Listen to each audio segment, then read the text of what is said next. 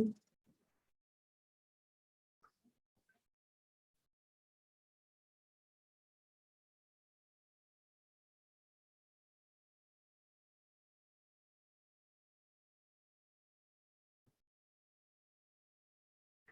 ठीक है,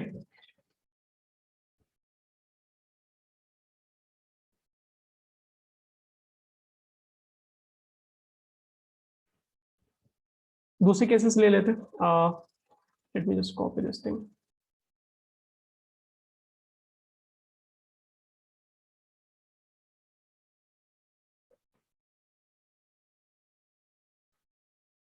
मान लो अगर जो चार्ज डिस्ट्रीब्यूशन हमारे पास बना था, अगर जो ओल्ड चार्ज डिस्ट्रीब्यूशन था, है ना, और मैं बाहर में चार्ज रख रहा हूँ, जो जैसे मैंने यहाँ पे रखा था, से आपने यहाँ पे एक प्लस कैपिटल की चार्ज आपने बाहर में रखा है, तो उसकी वजह से क्या हुआ, हमारा चार्ज डिस्ट्रीब्यूशन था ना वो चेंज हो गया था। ठीक है, तो आप मान लो अगर इसको चेंज नहीं करना चाहते, तो मैंने आपको बोला इलेक्ट्रोस्टैटिक शील्डिंग यूज करें। आपको आप किसको शील्ड करना है, S1 तो शील्डेड है, S1 पे फर्क नहीं पड़ रहा है, बिकॉज S2 ने उसको चारों तरफ से कवर करके रखा है, S2 सरफेस के अंदर है वो S1 का पार्ट। ठीक है, सो वो ऑलरेडी शील्डेड है। बट अगर आपको S2 में भी कुछ चेंज नहीं चाहिए, S2 को भी अगर आप शील्ड करके रखना चाहते हैं, तो आप क्या करो, सिंपली एक और स्फीयर बना लो और उसके अंदर पूरा डिजाइन आप फिट कर दो। तो मैंने एक और स्फीयर लिया और पूरा डिजाइन उसके अंदर रख दिया। अगर आप पूरा डिजाइन उसके अंदर रख देते हैं, तो फिर अंदर में चार्ज डिस्ट्रीब्यूशन जैसा था ओल्ड केस में अभी भी वैसा ही रहेगा, which means I need to remove all the black once.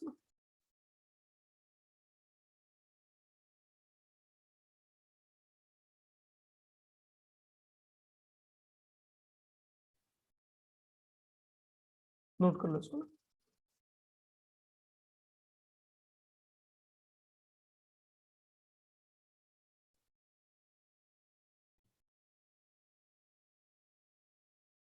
तो आपने क्या किया, एक थिन कंडक्टिंग स्फेरिकल शेल ले लिया, let's name it as S3 में भी, है ना। तो अब S3 आपने लगा दिया बाहर में, तो अब S3 के अंदर जो भी है उसको बाहर वालों से कोई मतलब नहीं है। ठीक है, सो अब ये प्लस क्यू का जो बाहर का जो प्लस कैपिटल क्यू है, उससे अंदर कोई भी फर्क नहीं पड़ने वाला। So in this case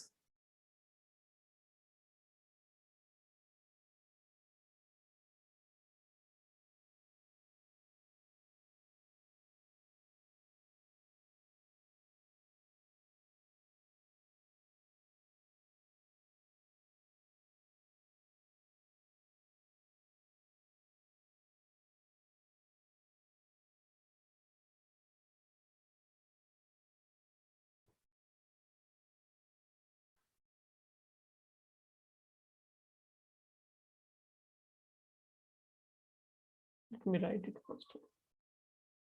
So in this case, there is no change in charge distribution at both S1 and S2। दोनों पे ही कोई फर्क नहीं पड़ा, S1 पे भी फर्क नहीं पड़ा एंड S2 पे भी कोई फर्क नहीं पड़ा।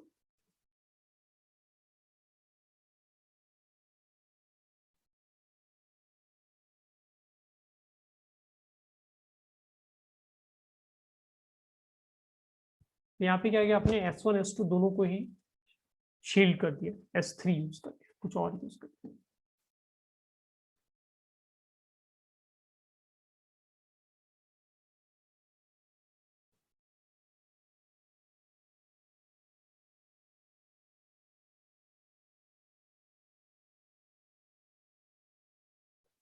ओके बच्चों, नोट कर लिया, रिप्लाई करो चैट में फटाफट, आगे बढ़ते हैं।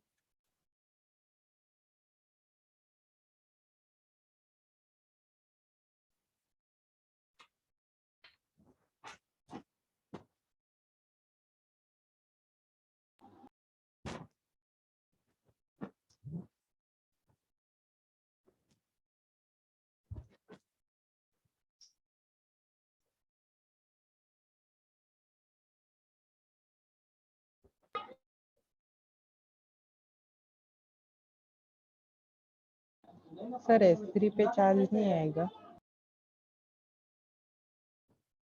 यस S3 पे चार्ज आएगा ना, मैंने बनाया नहीं because that was not my point, but ठीक है, just draw charge on S3 पे चार्ज बना लेते हैं। सो S3 पे जो सरफेस आपके कैपिटल Q के क्लोज है वहां पर आप नेगेटिव शो कर दो, ठीक, और जो दूर वाला साइड है वहां पे आपका पॉजिटिव चार्ज हो जाएगा, ठीक है।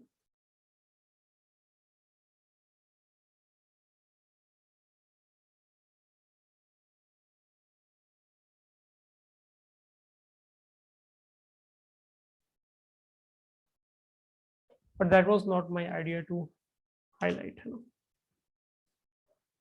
ओके बच्चों, नोट कर लिए, चैट पे रिप्लाई करो। फिर एक छोटा सा क्वेश्चन है, काफी प्यारा क्वेश्चन है, that I want all of you to attempt.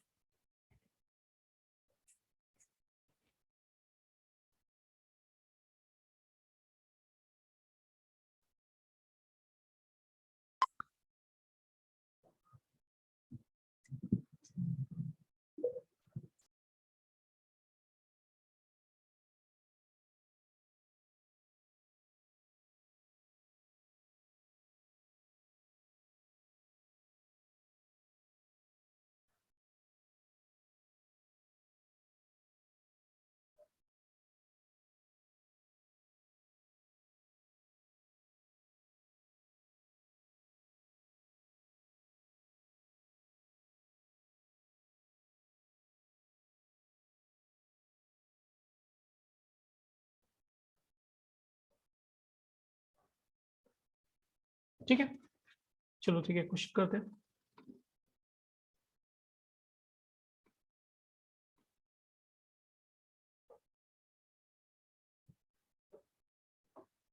ध्यान से देखना, क्वेश्चन इज वेरी सिंपल। हमारे पास एक स्फेयर है और उस स्फेयर के सरफेस पे एक पॉइंट है ए। राइट साइड में आपके पॉजिटिव कंडक्टिंग स्फेयर है, ठीक है। तो राइट साइड में आपके पास पॉजिटिव चार्जेस है।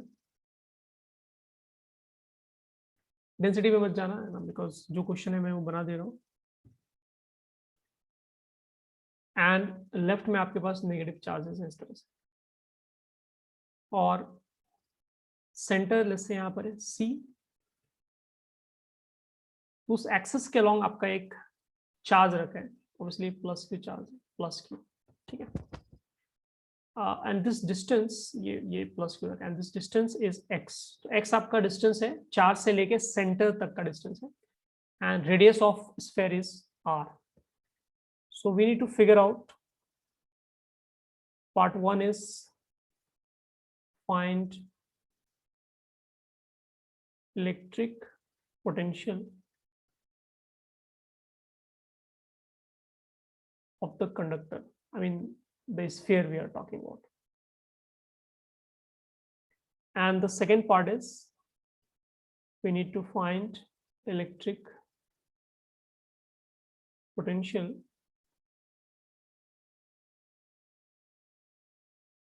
at A due to charges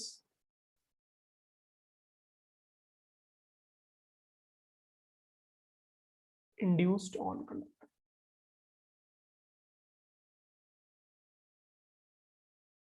ठीक है। चलो ट्राई करो, बताओ सब लोग, आराम से ट्राई करो, छोटा सा क्वेश्चन है।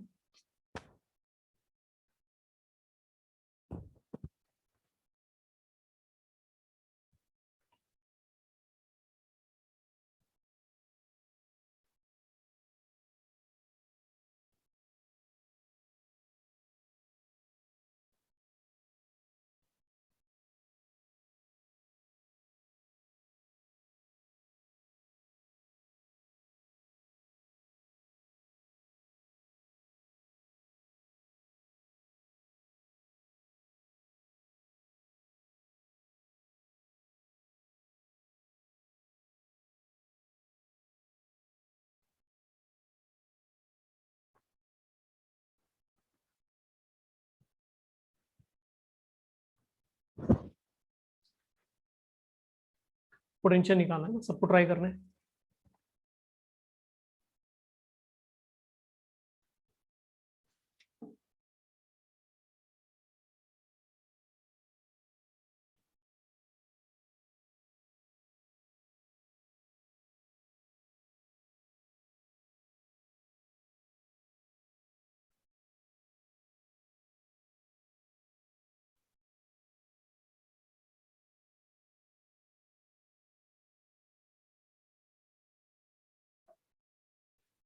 ये आपका सॉलिड कंडक्टर है ना, बाय द वे, अगर किसी को ये लग रहा है कि हॉलो है, सो लेट मी right somewhere solid conductor, solid sphere है, ठीक है, solid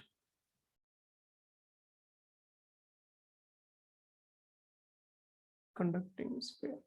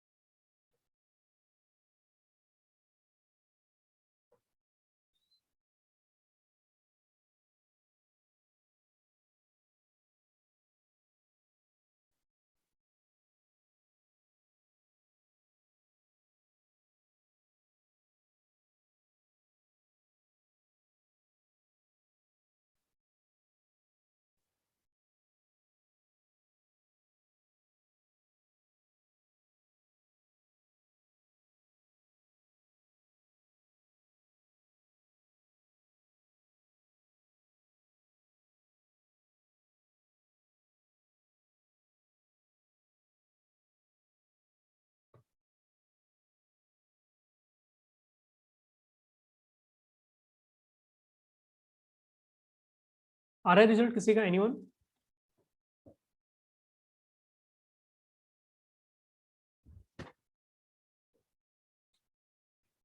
okay, so let's discuss, है ना, ध्यान से देखना। Point C which is centre of sphere, है ना, तो सी पे क्या पोटेंशियल आएगा? We can write it like this, potential जो C, wait let me change colour, so potential जो सी पर आप फाइंड करेंगे वो दो तरह के चार्जेस की वजह से आ रहा है। एक सी पे क्या है, प्लस क्यू चार्ज जो लेफ्ट साइड में आपके पास, उसकी वजह से आएगा, which we'll write simply as potential due to q charge at c, है ना। पोटेंशियल तो क्या होता है, आपके जितने भी चार्जेस हैं सारे चार्जेस का इफेक्ट आपको ऐड करना होता है, इसमें कुछ कॉम्प्लिकेटेड रहता ही नहीं, नथिंग लाइक इलेक्ट्रिक फील्ड, उसमें तो काफी हमें डिफरेंट लेवल पे सोचना पड़ता है। एंड दूसरा, जो ये नेगेटिव और पॉजिटिव चार्जेस जो इंड्यूस हो रहे हैं कंडक्टर के सरफेस पे, उसकी वजह से भी सेंटर सी पर कुछ पोटेंशियल आएगा, ठीक है। So that I am writing as, अब आएगा कि नहीं आएगा that I don't know, but I am writing that we need to consider that also, तो दोनों ही आपको कंसिडर करना है। सो इंड्यूस चार्जेस की वजह से पोटेंशियल एंड क्यू चार्ज की वजह से पोटेंशियल एट सेंटर सी, दोनों ही आपको कंसिडर करना पड़ेगा, ठीक है। So let's talk about induce charges की वजह से पोटेंशियल क्या होगा।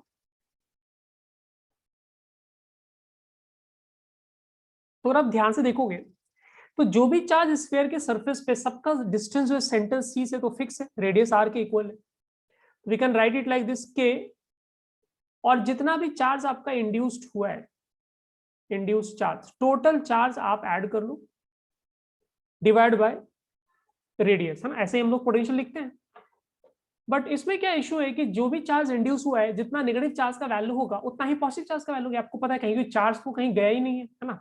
आपका पहले स्फीयर क्या है, इलेक्ट्रिकली न्यूट्रल था, और आपने सामने में एक स्मॉल क्यू रखा, तो उसकी वजह से जो सामने का सरफेस वहां पे नेगेटिव चार्ज डेवलप होगा, तो पॉजिटिव चार्ज क्या होगा आपका, थोड़ी डिस्टेंस पे आएगा, right. So that means total induced charge जो है ना एक्चुअली आपका जीरो है। So K times zero divide by R, actually ये जीरो आ गया, ठीक है।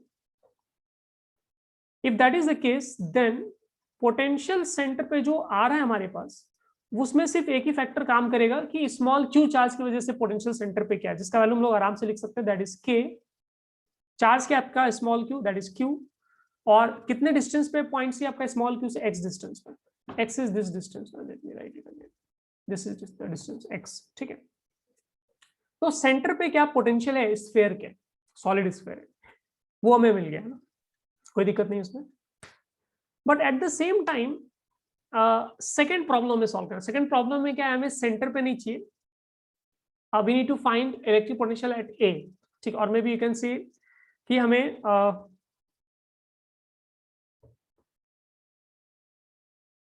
wait let me just complete it. So centre C पे आपका जो इलेक्ट्रिक पोटेंशियल है वो आपको मिल गया के क्यू ओवर एक्स, ठीक है। No the point I am trying to say is, conductor क्या होता है आपका, इक्विपोटेंशियल बॉडी होता है। इलेक्ट्रोस्टैटिक्स चैप्टर की बात करें ना, इलेक्ट्रोस्टैटिक कंडीशन की बात करें, तो कंडक्टर इक्विपोटेंशियल बॉडी होता है, पहले ही पढ़ चुके हैं हम लोग। इसका मतलब कंडक्टर का हर एक पॉइंट सेम पोटेंशियल पे होना चाहिए बाय डिफॉल्ट, ठीक है, नो एक्सेप्शन, है ना। हर एक पॉइंट आपका सेम पोटेंशियल पे एग्जैक्ट आपको मिलना चाहिए, ठीक है। क्वेश्चन इज कि कैसे लिखेंगे फिर,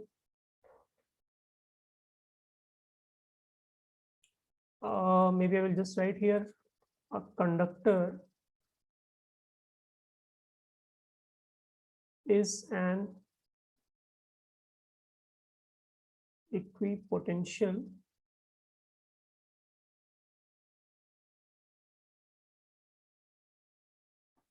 बॉडी, ठीक है। तो पूरे कंडक्टर पे क्या होगा आपका पोटेंशियल का वैल्यू, हाँ, पूरे कंडक्टर पे क्या आपको पोटेंशियल का वैल्यू सेम होगा। देयरफॉर अगर हम लोगों को पोटेंशियल ऑफ कंडक्टर फाइंड करना है, तो सेंटर पे हम लोगों ने पोटेंशियल फाइंड कर लिया, हमें आंसर मिल गया, ठीक है। It will be the same value, it has to be exact same value, ठीक है। हर जगह स्फीयर पे आपका पोटेंशियल का वैल्यू क्या होना चाहिए, सेम होना चाहिए। Maybe in fact we can write potential at A, अगर किसी को फाइंड करना है, हालांकि क्वेश्चन ने बोला नहीं ए पे पोटेंशियल निकालो, क्वेश्चन पे बोला है ए पे पोटेंशियल आप फाइंड करो because of charge induced on conductor, total potential की बात नहीं की है, ठीक है। So potential at A will be equal to potential at C, इसमें कोई दिक्कत नहीं कि ये भी वैल्यू क्या होगा आपका क्यू, के क्यू ओवर एक्स होगा, बिकॉज हर एक पॉइंट जो स्फीयर के ऊपर है वो कंडक्टर के ऊपर है, दैट मीन्स कंडक्टर का हर एक पॉइंट जो आपका इक्विपोटेंशियल है, सब सेम पोटेंशियल पर है। किसी भी एक पॉइंट से दूसरे पॉइंट पे जाने पे आपको एनर्जी ना तो देना पड़ेगा ना फिर आपको एनर्जी मिलेगा, तो हम लोग ऐसा लिख सकते हैं, इसमें कोई दिक्कत नहीं। बट क्वेश्चन ने वो नहीं पूछा है, फर्स्ट पार्ट तो हो गया हमारा, लेकिन सेकंड पार्ट में क्वेश्चन ने वो नहीं पूछा है। क्वेश्चन ये पूछा है कि पोटेंशियल जो ए पर आएगा उसमें इंड्यूस चार्ज की वजह से क्या कॉन्ट्रीब्यूशन है, तो फिर से वैसे ही लिख लेते हैं। पोटेंशियल ए पे क्या हो रहा है, दो चीजों की वजह से आ रहा है। एक पोटेंशियल आ रहा है because of small Q charge, point A पे कुछ पोटेंशियल आ रहा होगा, क्योंकि स्मॉल क्यू चार्ज की वजह से हर एक पॉइंट पे इसका कुछ पोटेंशियल होगा। सो वी स्मॉल क्यू, मेरा मतलब ऐसे नहीं लिख रहे, हम ऐसे लिख लेते हैं V A Q, which means A पे potential because of charge small Q, ठीक है, एंड ए पर पोटेंशियल बिकॉज ऑफ दूसरा जो चार्ज का ग्रुप क्या है, नेगेटिव पॉजिटिव चार्ज का जो एक क्लस्टर है उसकी वजह से आएगा, विच मीन्स इंड्यूस्ड चार्ज, ठीक है। इसकी वजह से भी आपको पोटेंशियल मिलेगा, लेकिन ए और सी पे पोटेंशियल तो सेम है, तो हम लोग ये तो वैल्यू लिख ही सकते हैं के क्यू बाय एक्स, इसमें तो कोई दिक्कत नहीं है, ठीक है। दूसरा जो पार्ट है हमारा, let me first right this distance, ना ये डिस्टेंस आपका क्या हो गया, ये डिस्टेंस आपका आर है, ठीक है। सो अगर आप स्मॉल क्यू से पॉइंट ए का आप डिस्टेंस देखोगे, ठीक है, तो वो वैल्यू क्या हो जाएगा, एक्चुअली डिपेंड करता है कि पॉइंट ए हम लोगों ने कहां पर बनाया, ठीक है। But for the time being let's assume कि पॉइंट ए जो है वो एक्चुअली आपका यहां पर है, ठीक है। सो let me delete this point A, point A मैं यहां पर बना देता हूं सो दैट हमें डिस्टेंस लिखने में इजी पड़े। सो लेट्स से पॉइंट यहां पर टेंजेंट हो गया, टेंजेंट वहां से आपका पास हो गया, ठीक है। If that is the case then ये डिस्टेंस लिखना हमारे लिए इजी है ना, दिस इज आर, ये एक्स हो गया, ये 90 डिग्री है, ठीक है। So we can write this distance as square root R square plus X square, ठीक है। तो हम लोग लिखेंगे कि ए पे कितना पोटेंशियल हो तो हमें पहले पता था। अब ए पे जो स्मॉल क्यू की वजह से पोटेंशियल आएगा वो वैल्यू हो जाएगा K Q over distance which is under root R square plus X square, ठीक है। तो यहां से क्या है आपका पोटेंशियल ए पर क्या आएगा because of only induced part, यानी इंड्यूस्ड चार्ज की वजह से जो पार्ट है उसका पोटेंशियल यहां पर आपको मिल गया. So therefore you can write potential at A contribution because of induced charge will become this value.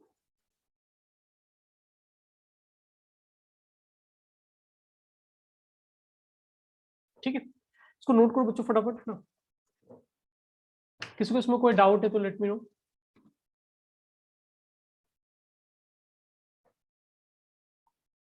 नहीं, X square minus R square आएगा क्या?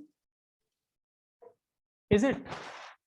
अच्छा, इस केस में करेक्ट. इस केस में ये जो स्क्वायर ये जो मैंने लिखा है हाइपोटेनस नहीं है ना, हाइपोटेनस तो आपका एक्स हो गया. तो ठीक था, फिर पॉइंट ही ले, मैं मुझे शायद गलतफहमी हो गई ना. ये पॉइंट फिर वही रख लेते हैं ना. ये पॉइंट क्या है, ये जहां पर था पहले वहीं पर रख ले. So let me delete this distance part. Okay, मुझे लगा कि ये हाइपोटेनस बनेगा if I consider this point ना. That is not the case. नहीं है तो पॉइंट यहाँ शिफ्ट कर लेते हैं. सेंटर सी के वर्टिकली अपवर्ड डायरेक्शन में पॉइंट है जहां पर पहले था. ठीक है, नो करेक्शंस, सारा सिचुएशन वैसा ही है जैसे पहले था. तो फिर ये आपका आर हो गया है ना, और ये एक्स हो गया, ये square root X R square plus X square हो गया. ठीक है, तो ठीक है, फाइन. आप पॉइंट है कहीं भी रहे आप निकाल सकते हैं, इसमें कोई दिक्कत नहीं है. ठीक है, अब परफेक्ट है ना, जो भी हम लोगों ने निकाला है वो परफेक्टली इसमें फिट हो रहा है. टेंजेंट वेंजेंट की कोई जरूरत नहीं, आपने पॉइंट ए जो रखा है पॉइंट सी के वर्टिकली अपवर्ड डायरेक्शन में जो आपका टॉप मोस्ट पार्ट है वहां पर रखा है. तो चार्ज क्यू और ए का जो डिस्टेंस आएगा वो हाइपोटेनस बन जाएगा.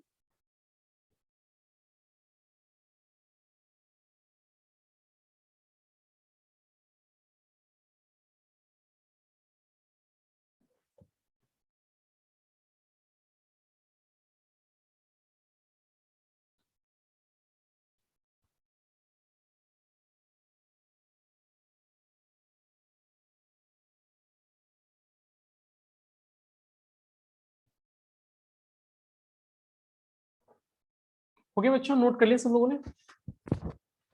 तो कंडक्टर वाला पार्ट तो ओवर हो गया. ठीक है, अब नेक्स्ट क्लास में probably will study interaction energy and energy density का हम लोग कुछ यूज केस वगैरह देखेंगे. हालांकि वो डिटेल में एक्चुअली नहीं है हम लोग के सिलेबस में बहुत, but still will just go for it, है ना. एक बार पढ़ के देखते हैं उसमें क्या है.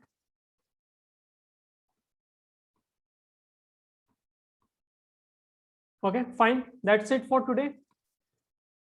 Stay safe.